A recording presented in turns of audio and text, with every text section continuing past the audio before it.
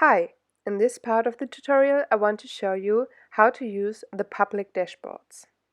Sometimes you only want to share one dashboard with someone else, or you want to have it on a monitor, but you don't want to have the struggle to log in and find the dashboard. And in this case, you can use the public dashboards. So let's log into the router monitoring app with the username admin and the password changeme, and I will show you how to do it. After we log in, we open the menu and the app configuration and go to the dashboard orchestration.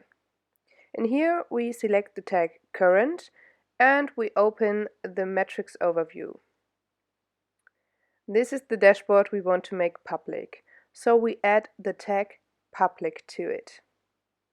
Every tag which is not blue has an additional functionality, such as the public tag which appeared green.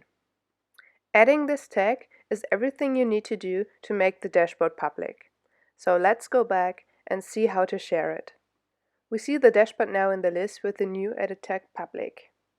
If we click now on the hook in the router column, we see two new options, Share and Preview.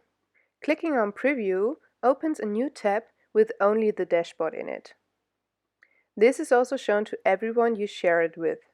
Just the pure dashboard without navigation or login or anything else. You can share the dashboard via link.